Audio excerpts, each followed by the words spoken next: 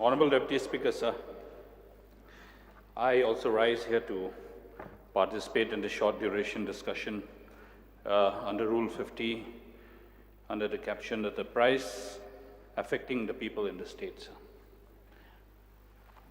So, price rise has become the common word of the common man.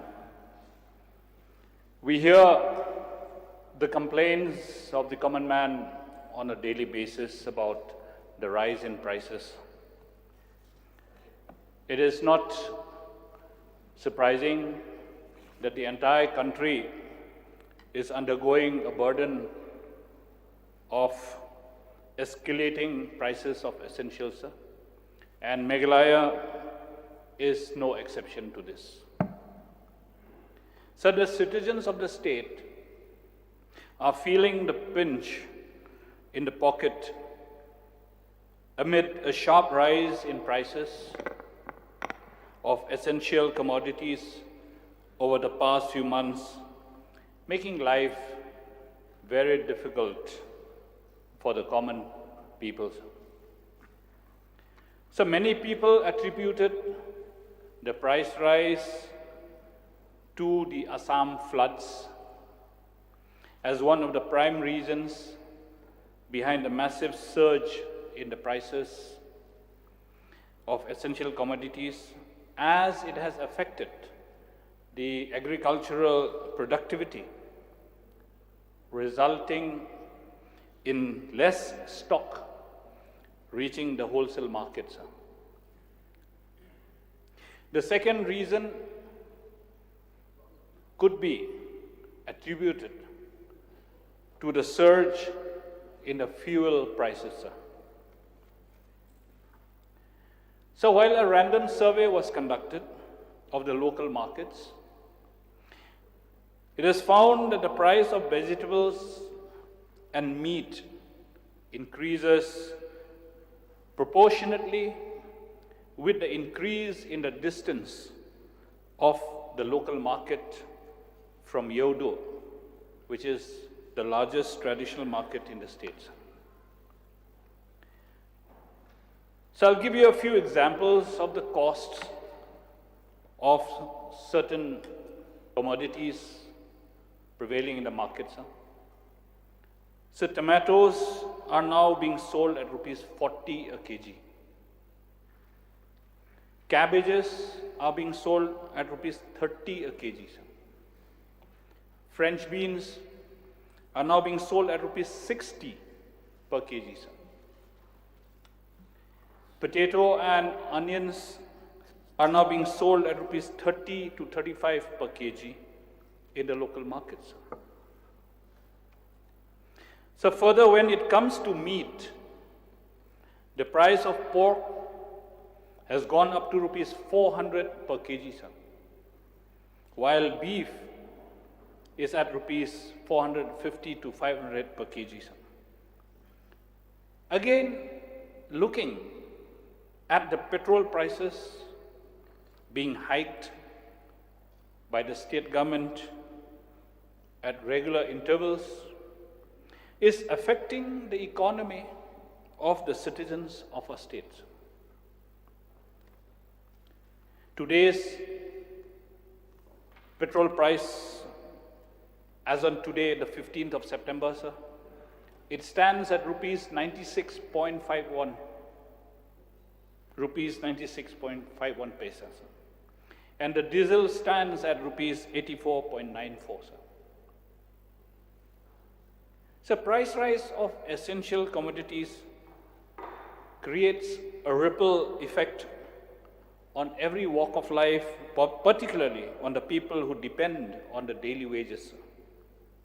It is indeed sad to note that most of the poor people in the state has to live and eat burnt dry fish and rice. It is sad. Most of the daily wagers, they live on this food. For them, this has become a staple food. There is no employment for daily wages. nor for the carpenters, nor for the plumbers, since there is practically very less work at the government level, sir. Employment of local people in construction projects of the government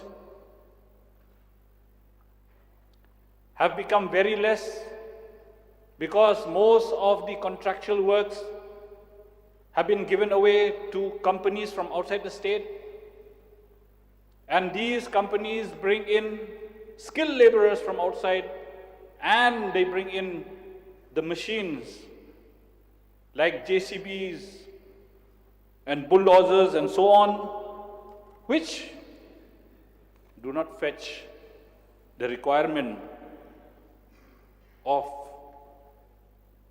the unskilled laborers. So after the COVID pandemic, all of us as MLAs, we know how jobs have been so difficult for our youths. And all these youths are staying at home. Very few have gone back outside the state to look for the jobs. Now, how do we provide that kind of an opportunity for our youths to get the jobs? We understand, sir, under the Labour Department there are various kinds of schemes, various opportunities, but how far has the government reached them? How far has the government provided that kind of an opportunity for our youths to be self-employed and to stand on the feet, sir? So sustaining and supporting a family at the BPL level has become very, very difficult, sir. We know, sir, most of us are MLAs from the rural areas. So most of the families who have more than 4 children are not able, sir, to support their children for their education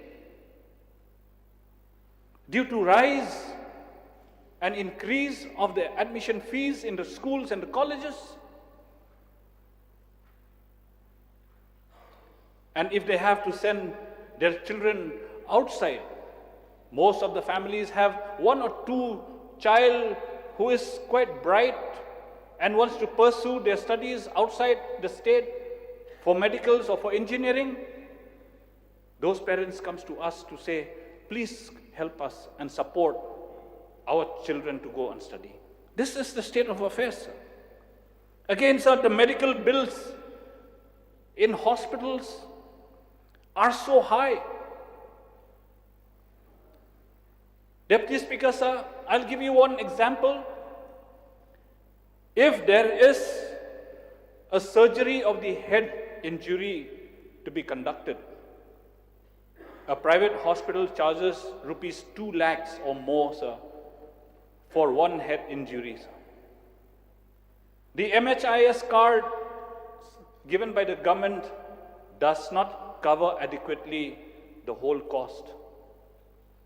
There has been instances from my constituency that the family of that particular person who had a head injury had to take away the patient home because they could not bear the cost of the surgery, sir. And that particular person died after 1 week, sir. This is happening. Let us face the realities and feel the pain of the common man.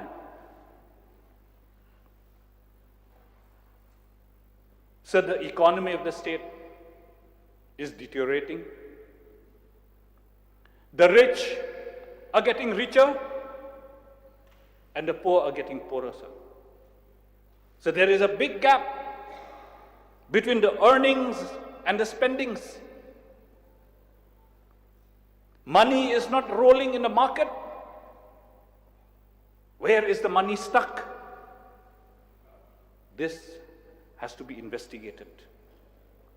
Where is the money stuck, sir? Why is the money not rolling in the market? And why is the economy gone down drastically in our state, sir? This has never happened in the last few years. So the common man is the worst person suffering. You have 1 minute. Just 1 minute, sir. The common man is the worst person suffering right now, sir. I hope the government of the day will provide relief to the common man by checking the market and the price rise.